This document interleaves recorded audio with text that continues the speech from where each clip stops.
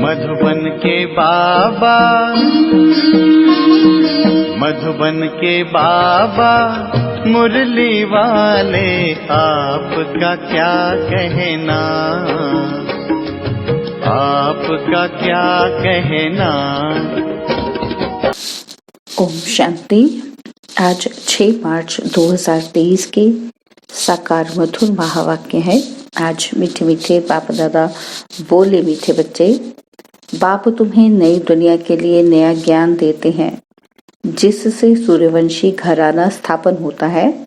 उस घराने के तुम अभी मालिक बन रहे हो। बाबा ने कहा, मीठे बच्चे, बाप तुम्हें नई दुनिया के लिए नया ज्ञान देते हैं, जिससे सूर्यवंशी घराना स्थापन होता है। उस घराने के तुम अभी मालिक बन रहे हो। बाबा ने आज प्रश्न पूछा, किस बात का निश्चय पक्का हो तो वर्षे के अधिकारी सहज बन सकते हैं। तो उत्तर में बाबा समझाते हैं कि पहले पहले यह निश्चय हो जाए कि बेहद का वही बाबा स्वर्ग बनाने आया है। धंधाधोरी करते यह याद रहे कि हम उस बाबा के बच्चे हैं। हम स्वर्ग के मालिक बनेंगे तो अपार खुशी रहेगी और सहज ही वर्षे के अधिकारी बन जाएंगे। पक्के निश्चय वाले को अपार खुशी का पारा चढ़ा रहता है। अगर खुशी नहीं होती तो समझना चाहिए कि मुझे पाई पैसे का भी निश्चय नहीं है। मुरली का गीत है, जिस दिन से मिले तुम हम। ओम शांति। ये महिमा किसकी हुई? परमपिता परमात्मा की। उनको कहा ही जाता है कि परम धाम में रहने वाला परम प्रिय परमपिता परमात्मा। तुम हो अनुभवी बच्चे, जिनको परमपिता परमात्मा ने अपना बनाया है, और फिर तुम बच्चों ने फिर परमपिता परमात्मा को अपना बनाया है। परम अर्थात परे ते परे। अब आत्मा को बुद्धि में आता है कि हम आत्मा वास्तव में परम धाम में परमपिता परमात्मा के पास रहने वाली हैं। दुनिया में और किसी को ये नॉलेज नहीं है। वह तो अपने को ही परमात्मा का रूप समझ लेते हैं, तो कोई नॉलेज ही नहीं रही। वह परमपिता परमात्मा जब आकर मिलते हैं तो नई बातें सुनाते हैं, नई दुनिया के लिए। नई दुनिया में है नया दिन, नई रातें, और पुरानी दुनिया में है पुराने दिन, पुरानी रातें। और बहुत दुख है, अनेक प्रकार के। मेजॉरिटी दुखी हैं, रात को काम कटारी चलाते, दिन में भी पाप करते रहते। नई दुनिया में सदैव सुख ही सुख रहता है, यह तो जरूर बुद्धि में रहेगा। नई दुनिया में सूर्यवंशी लक्ष्मी नारायण की राजधानी है। ऐसे नहीं कहा जाता कि प्रिंस प्रिंसेस की राजधानी है। राजा रानी की ही राजधानी कहा जाता है। बरोबर सत्युग में श्री लक्ष्मी नारायण का घराना है। स्वर्ग होने के कारण बहुत सुख है, और उस सुख के लिए तुम पुरुषार्थ करते हो। वह है पावन राजधानी। बाप तुमको उस नई दुनिया का मालिक बनाते हैं। उसी समय विश्व में और कोई घराना व धर्म नहीं होता है। जब कोई को समझाते हो तो फिर लिखाओ कि हाँ, यह यथार्थ बात है। घड़ी घड़ी रिवाइज कराने से निश्चय होगा, नई पावन दुनिया में बरोबर यथा राजा रानी तथा प्रजा पावन ही होते हैं, सदा सुखी रहते हैं। अब तो सदा दुखी हैं। संगम पर भेंट की जाती है, कलयुग अंत में क्या है और सतयुग आदि में क्या होगा। आज क्या है, कल क्या होगा। अब बेहद की रात पूरी होती है, फिर कल दिन में राज्य करेंगे। आज पतित दुनिया है, कल पावन दुनिया होगी। साधु संत आदि सब गाते हैं पतित पावन सीताराम। जब देखो ऐसा गीत गाते हैं तो उनसे पूछना चाहिए कि आप पतित पावन किसको समझ याद करते हो। पतित कौन है, पावन करने वाला कौन है। पतित दुनिया और पावन दुनिया कैसे है। जरूर पतितों को पावन बनाने वाला आएगा तो पावन बनाकर पावन दुनिया में ही ले जाएगा। कलयुग अंत को पतित दुनिया और सतयुग आदि को पावन दुनिया कहा जाता है। उसको ही सब याद करते हैं। पावन दुनिया है ही स्वर्ग, तो जरूर स्वर्ग स्थापन करने वाला निराकार परम पिता परमात्मा ही है। पावन दुनिया स्वर्ग का रचयिता है ही परम पिता परमात्मा। नरक के रचयिता की महिमा नहीं होती, यानी कि रावण की महिमा नहीं होती, उसको जलाते रहते हैं। मनुष्य जानते नहीं है, नाम रख दिया है रावण। इन जैसा मनुष्य कोई हो न सके। मनुष्य तो पुनर्जन्म लेते हैं, नाम रूप बदलते जाते हैं। रावण का नाम रूप कभी बदलता नहीं है। यह 10 शीश ही चलते आते हैं, दिन प्रतिदिन फुट आधा लंबा ही बनाते जाते हैं, क्योंकि रावण अब बड़ा होता जाता है, तमो प्रधान हो गया है और उनको जलाते ही आते हैं। अभी तुम समझते हो कि पतित कौन बनाता है। इन 5 विकारों को ही रावण कहा जाता है। यही दुख देते हैं, पतित बनाते हैं। तो इन विकारों को छोड़ना चाहिए ना। साधु संत आदि बहुत करके ये विकार ही दान में लेते हैं। कहते हैं, अच्छा झूठ बोलना हमको दे दो। अक्सर करके काम विकार के लिए कहते हैं कि मास में 1-2 बार जाओ, परंतु यहाँ तो 5 विकारों की बात है। सिर्फ एक चोर को पकड़ेंगे तो फिर दूसरे चोरी करने लग पड़ेंगे, दूसरे चोर चोरी करेंगे। तो यह कोई को भी समझाना बहुत सहज है। पतित आत्मा महान आत्मा कहा जाता है। पतित परमात्मा महान परमात्मा नहीं कहेंगे। तो पावन कौन बनाएगा? जरूर भगवान के लिए ही इशारा करेंगे, ऊपर नजर जाएगी। भला वे कब आएंगे? उनका नाम क्या है? भारत में शिव जयंती तो प्रसिद्ध है, उनका नाम ही शिव है और कोई नाम नहीं देते। बुद्धि में लिंगाकार ही आएगा। सोमनाथ कहेंगे तो भी बुद्धि में लिंग आएगा। अभी तुम्हारी आत्मा जानती है, परमात्मा भी हमारे जैसा ही स्टार है। यह जो सितारे हैं उनको नक्षत्र देवता भी कहते हैं। नक्षत्र भगवान नहीं, तुम नक्षत्र सितारे हो। तुमको भगवान नहीं कहेंगे तो परमात्मा है बिंदु। परंतु पूजा कैसे करें? तो भक्ति मार्ग वालों ने लिंग रूप बना दिया है। इतनी बड़ी चीज है नहीं, आत्मा तो छोटी बड़ी होती नहीं, तो उनको बड़ा बनाना भी रॉन्ग हो जाता है। कोई मनुष्य को परमात्मा का यथार्थ ज्ञान है नहीं। यह बड़ी महीन बातें हैं। कहते हैं एकदम बिंदी है, उनको याद कैसे करें? अरे आत्मा को अपने बाप को याद करना तो बहुत सहज है। सिर्फ बाप की महिमा न्यारी है। आत्मा तो एक जैसी है ही। आत्मा में ही अच्छे व बुरे, ऊंच नीच के संस्कार हैं। आत्मा में ही नॉलेज है। आत्मा कितनी छोटी है। मनुष्य गरीब अथवा साहूकार बनते हैं, वह भी आत्मा के संस्कार अनुसार। अभी तुम बच्चों की बुद्धि में ये सारा ज्ञान है। मनुष्य परमात्मा को नहीं जानते, इस कारण आत्मा का भी ज्ञान नहीं है। उल्टा ईश्वर को सर्वव्यापी समझ लिया है। आत्मा ये सारा धारण करती है।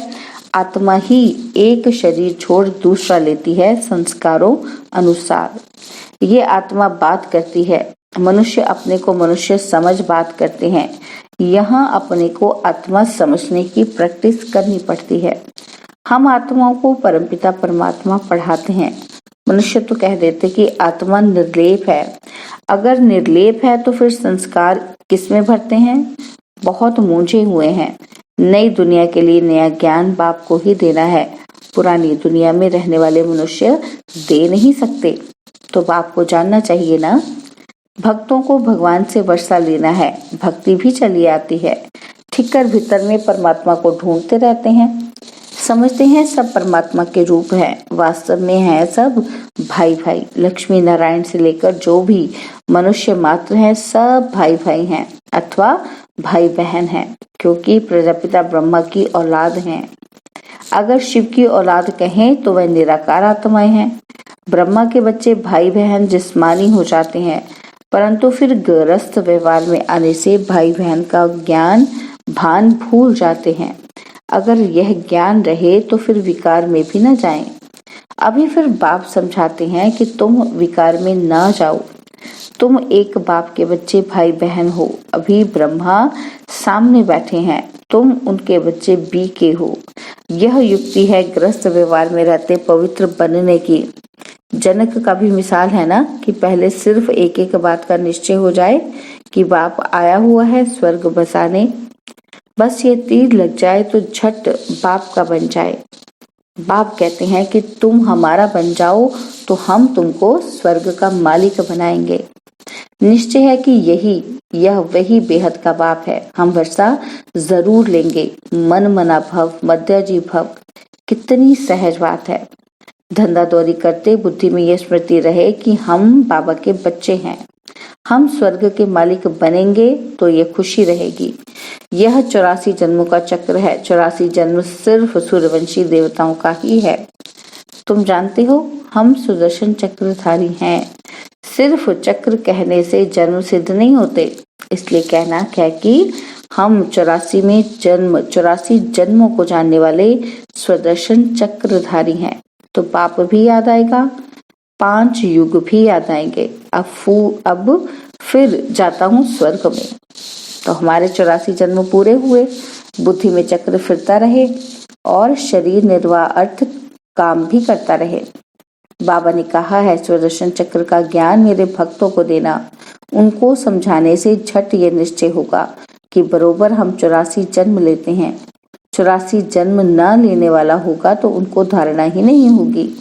84 जन्मों का अर्थ ही है कि पहले पहले हम सूर्यवंशी में आएंगे। थोड़ा भी कोई सुनकर आएगा तो स्वर्ग में जरूर आएगा, परंतु 84 जन्म नहीं लेंगे, देरी से भी आ सकते हैं। उनके फिर 84 जन्म थोड़े होंगे। ये ज्ञान की कितनी महीन बातें हैं, कितना हिसाब किताब है। फिर भी बाप कहते हैं, अच्छा अगर इतना गुहराज नहीं समझते हो तो भला बाप का बन वर्षा तो लो। हम शिव बाबा के बच्चे हैं, वह स्वर्ग का रचयिता है। ये नशा रहना चाहिए, परंतु माया ठहरने नहीं देती है। कोई तो कहते हैं बाप और वर्षे को याद करना और कोई बड़ी बात नहीं है। माया हमको क्या करेगी, हम तो जरूर वर्षा पाएंगे। कितनी सहज बात है। कोई को तीर लग जाए तो बाप और वर्षे को याद करके बहुत खुशी में रहे। जब तक खुशी नहीं आती तो बाबा कहेंगे पाई पैसे के निश्चय वाले हैं, है ना। तो खुशी नहीं है तो बाबा कहते पाई पैसे के निश्चय वाले हैं। पक्के निश्चय वाले को खुशी का पारा बहुत चढ़ा रहता है। कोई राजा के पास संतान नहीं होती है तो कहते हैं किले के अंदर जो पहले पहले आएगा उनको गोद में लेंगे। फिर क्यों लग जाती है, मैच में भी क्यों लगती है, दूध की बोतलों पर भी क्यों लगती है। पहला नंबर जाने के लिए सवेरे उठकर जाए खड़े रहते हैं, नहीं तो समझते हैं फिर ठहरना पड़ेगा। तो यहाँ भी बाबा के गले का हार बनने के लिए क्यों है, सारा मदार पुरुषार्थ पर है। बाप को याद करना ये बुद्धि की दौड़ है। बाकी काम आदि भल करते रहो, आत्मा के दिल यार दे हट काटे। आशिक मशूक एक जगह बैठ थोड़ी जाते हैं, काम काज आदि सब कुछ करते, बुद्धि उनकी तरफ रहती है। तो यहाँ भी बुद्धि एक के साथ चाहिए, जो हमको स्वर्ग का मालिक बनाता है। जो टाइम मिलता है उसमें पुरुषार्थ करो। गृहस्थ व्यवहार में भी रहना है, यह कोई कर्म संन्यास नहीं है, शरीर निर्वाह तो करना ही है। बाप अब ब्रह्मा तन में आकर कहते हैं कि मैं तुम्हारा बाप हूँ, हम तुमको स्वर्ग का मालिक बनाता हूँ और तुम हमको अपना नहीं बनाएंगे। मेरे बने हो तो अब मेरे साथ योग लगाओ और मेरे बनकर फिर तुम पवित्र नहीं रहेंगे, काम नाम बदनाम करेंगे तो बहुत सजा खाएंगे। सतगुरु के निंदक स्वर्ग के द्वार जा नहीं सकते और ना ही जा सकेंगे। अच्छा बाप दादा माता पिता जिससे स्वर्ग के सदा सुख का वर्षा लेते हो, स्वदर्शन चक्रधारी बन राज्य भाग्य लेते हो, ऐसे बाप दादा का सिकिलते बच्चों को याद प्यार और गुड मॉर्निंग। रूहानी बाप की रूहानी बच्चों को नमस्ते। हम रूहानी बच्चों की रूहानी बाप दादाजी को दिलवा चांद सिकवा प्रेम से नमस्ते। ओम शांति। प्यारे बाबा, मीठे बाबा, मेरे बाबा, प्रिय बाबा, शुक्रिया। धारणा के लिए मुख्य सार है, पहला पॉइंट, बाप के गले का हार बनने के लिए बुद्धि की दौड़ लगानी है, याद की यात्रा में रेस्ट करनी है। और सेकंड पॉइंट है निर्वाह अर्थ, कर्म करते स्वदर्शन चक्र फिराना है। कभी भी सतगुरु का निंदक नहीं बनना है, नाम बदनाम करने वाला कर्म नहीं करना है। बाबा ने आज वरदान दिया, अपने बचे हुए तन मन धन को ईश्वरीय कार्य में लगाकर जमा करने वाले सदा सहयोगी भव। अपने बचे हुए तन मन धन को ईश्वरीय कार्य में लगाकर जमा करने वाले सदा सहयोगी भव। यादगार में जो गोवर्धन पर्वत को उठाने में हर एक की अंगुली दिखाई है, ये आपके सहयोग की निशानी है। चित्र में बाप का साथ भी दिखाते हैं तो सेवा भी दिखाते हैं। और अभी आप बच्चे बाप दादा के सहयोगी बने हो तब यादगार बना है। भक्ति में तो तन मन धन जो कुछ लगाया उसमें 99% गवा दिया, बाकी जो 1% बचा है उसे अब सच्चे दिल से ईश्वरीय कार्य में लगाओ तो फिर से पद्म गुणा जमा हो जाएगा। इसलिए जो निर्माण बनते हैं उन्हें स्वतः सर्व का मान प्राप्त होता है। जो निर्माण बनते हैं उन्हें स्वतः स्वर्ग का मान प्राप्त होता है। ओम शांति। और अब यह एक बहुत अच्छी वीडियो भी जरूर देखें।